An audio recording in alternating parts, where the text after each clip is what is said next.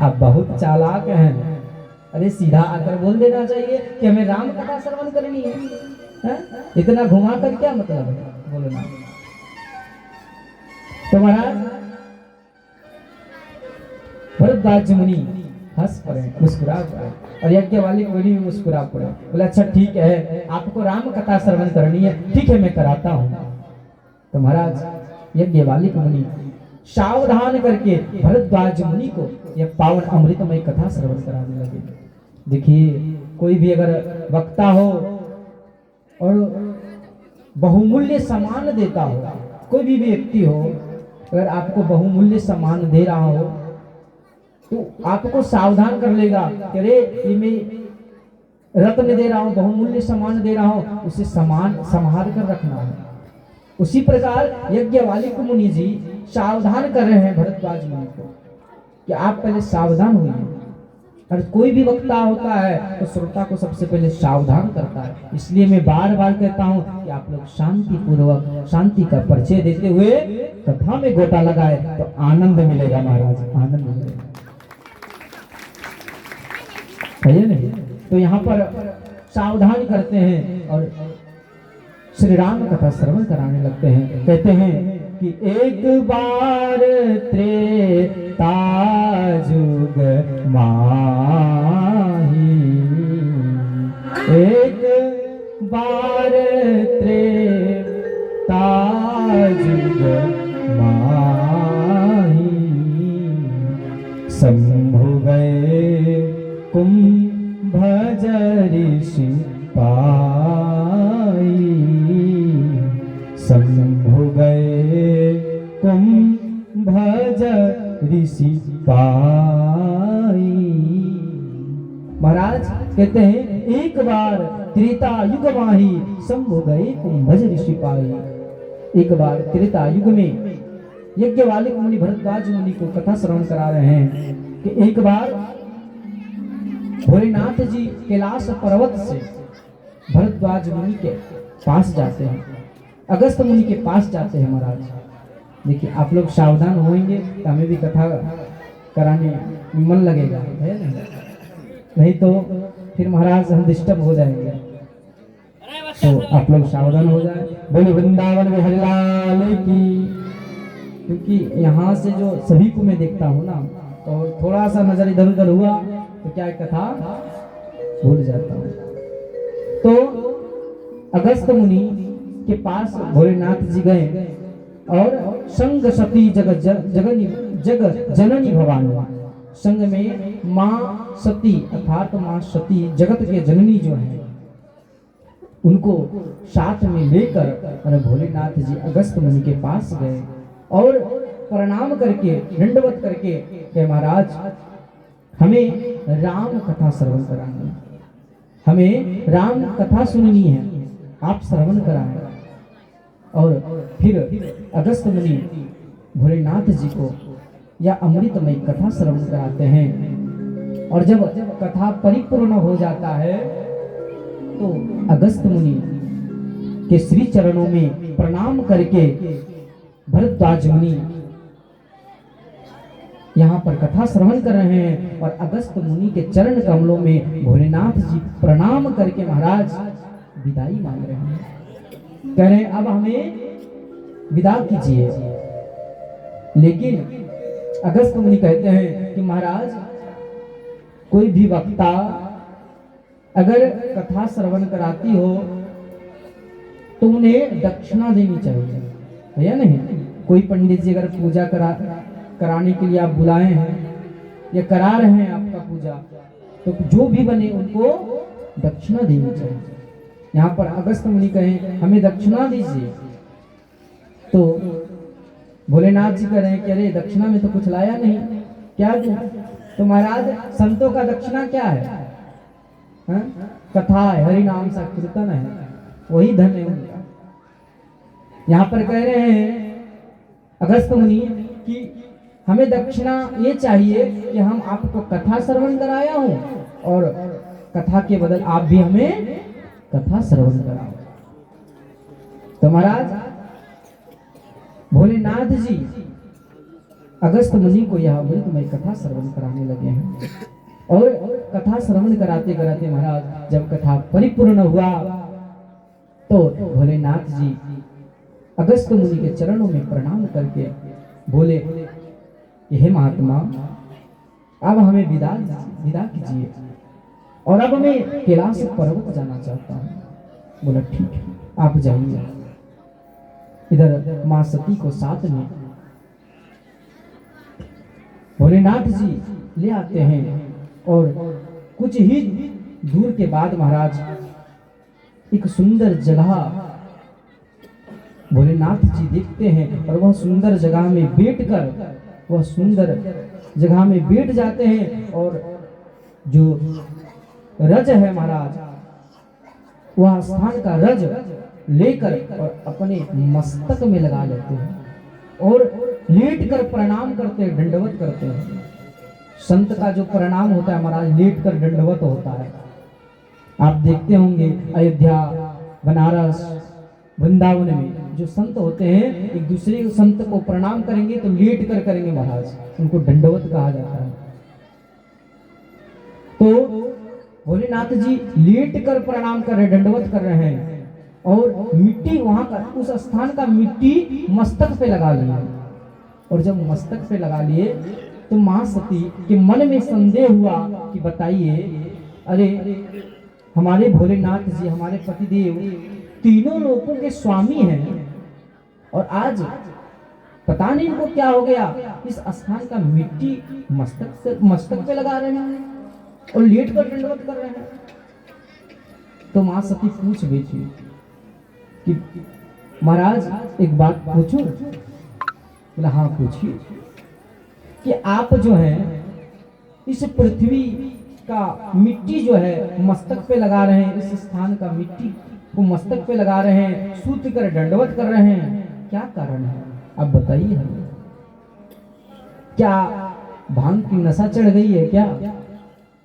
भोलेनाथ जी मुस्कुरा कर बोले, सती हम इस जगह, इस स्थान को इसलिए प्रणाम किया, इस स्थान का मिट्टी इसलिए लगाया क्योंकि यहाँ पर हमारे पूर्व में हमारे राम जी का, इष्ट का यहाँ पर कथा हो चुकी है, इसलिए इस स्थान का मिट्टी को मैं हृदय से मस्तक से लगाया। तो महाराज यहाँ पर इस स्थान पर जो है किसी न किसी पूर्व काल में कथा हुई होगी, इसलिए पुनः यहाँ पर श्री राम कथा होगी। और श्री राम कथा स्वयं हनुमान जी निर्धारित करते हैं कि किस स्थान पर होना चाहिए। तो कोई ना कोई रूप में आते हैं और आपको बताते हैं यहाँ पर कथा कीजिए आप, है या नहीं?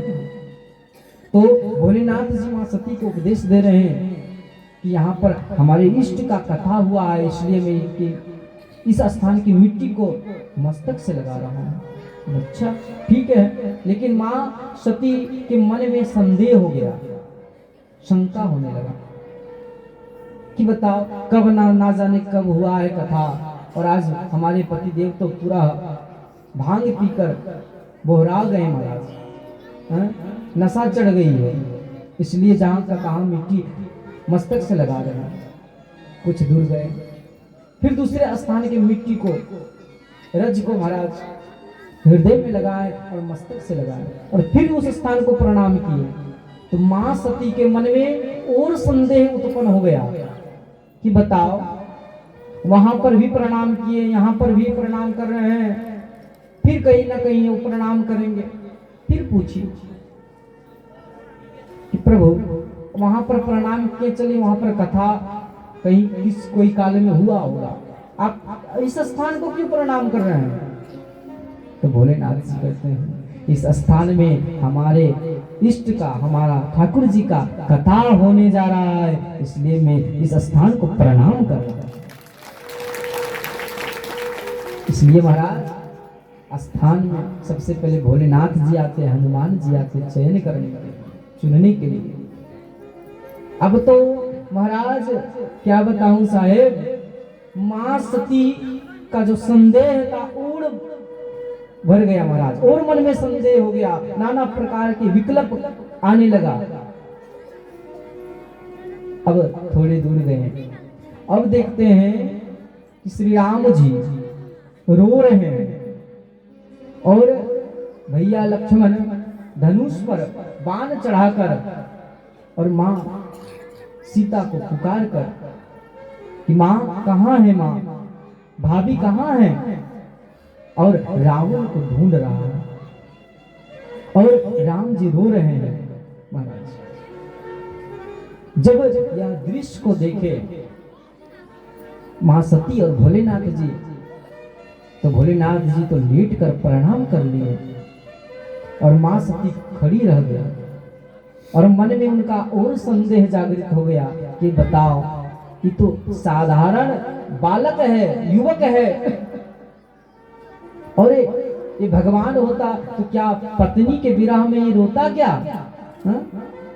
ये परमात्मा होता तो पत्नी के विरह में रोता क्या? अरे वो तो जान जाता, वो अंतर्यामी है भगवान, पता कर लेता कि हमारी अर्धांगिनी कहाँ है।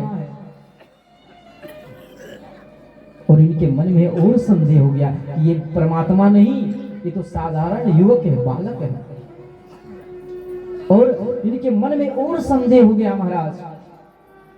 और धीरे धीरे भोलेनाथ जी आए कैलाश पर्वत, और कैलाश पर्वत में जब कैलाश पर्वत के ऊपर सिंहासन पर विराजमान हुए तो मां सती पूछी कि हे प्रभु, आप बताइए, उस साधारण बालक को आप प्रणाम किए जो नारी के विरह में रो रहे हैं, किस लिए?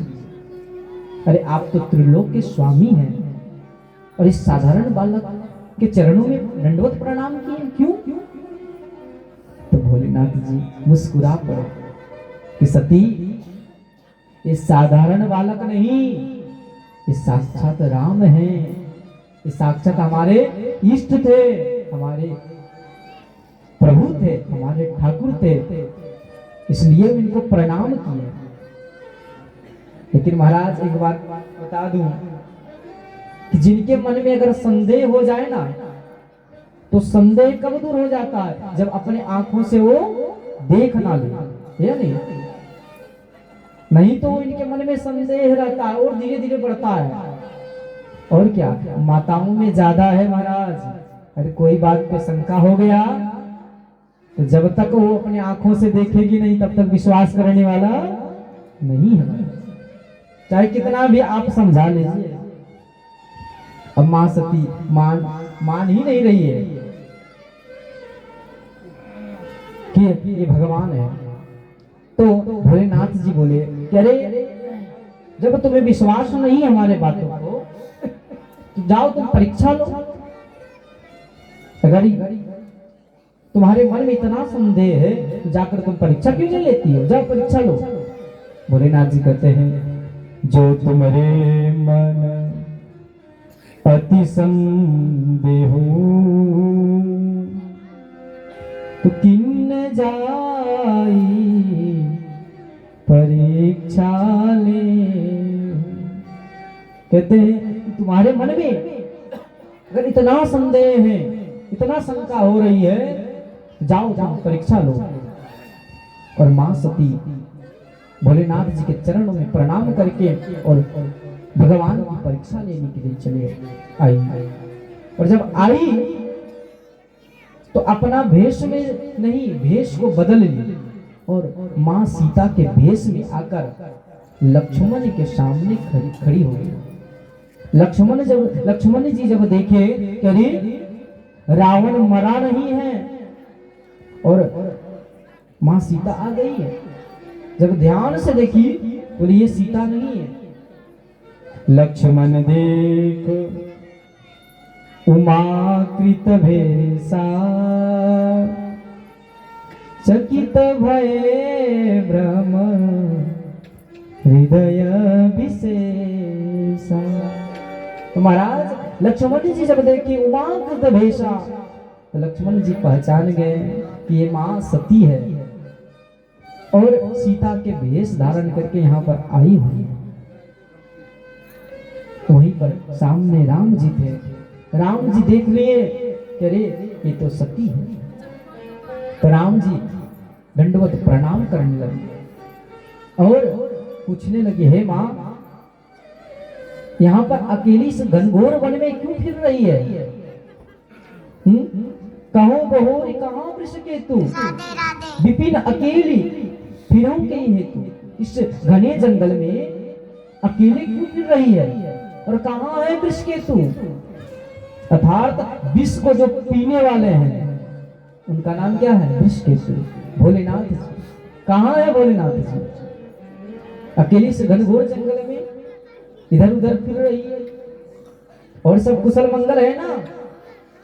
तो मां सती सावधान होकर चुपचाप कुछ नहीं बोल रही है और सिर्फ भगवान के मुख को देख रही है, निहार रही है और खड़ी है। और खड़ी होकर सिर्फ रुदन कर रही है, रो रही है। तो मां सती पूछी, मां सती मन में संदेह करने लगी कि बताओ, काश में पछताने लगी, काश में भोलेनाथ जी का बात मानती तो आज हमें रोना नहीं पड़ता। ना जाने भोलेनाथ जी को मैं कैसे मनाऊंगा, मैं इनका बिना आज्ञा लेकर और मेरा मन में संदेह होकर, संदेह के वश में आकर मैं परीक्षा लेने के लिए चली आई। बताओ, हमें भोलेनाथ जी शायद कभी माफ नहीं करेंगे। मन में वो पछता रही है और मन को समझा रही है महाराज। और मां सती वन में जल्दी जल्दी भागते हुए कैलाश पर्वत आने लगी। और जब कैलाश पर्वत आने लगी तो 4 मार्ग वाले रास्ता मिला था बीच में, जिनको हम लोग बोलते चौराहा। यहाँ पर क्या बोला जाता है? चौराहा बोला जाता है ना, जिसमें 4 रास्ता निकला हो, पूरब पश्चिम दक्षिण उत्तर। तो जब देखे तो महाराज चारों दिशाओं में जब आगे देखते हैं तो भैया लक्ष्मण, राम जी और मां सीता सहित देखते हैं, राम दरबार को देखते हैं। और जब पीछे मुड़कर देखती है मां, तो जब पीछे देखती है मुड़कर मां तो देखती है कि इधर राम जी रो रहे हैं और लक्ष्मण भैया धनुष बाण चढ़ाकर और सीता मां का खोज कर रही है। सीते सीते भाभी भाभी लक्ष्मण भैया कह रहे हैं। और इधर मां सती के मन में और संदेह हो रहा महाराज, और पछता रही है। दाएं ओर देखती है तो इधर पूरा राम दरबार है, फिर बाएं ओर देखती है मां सती तो पुनः लक्ष्मण भैया खोज रहे हैं, राम जी रुदन कर रहे हैं। तो मां सती और रोने लगी और रोते रोते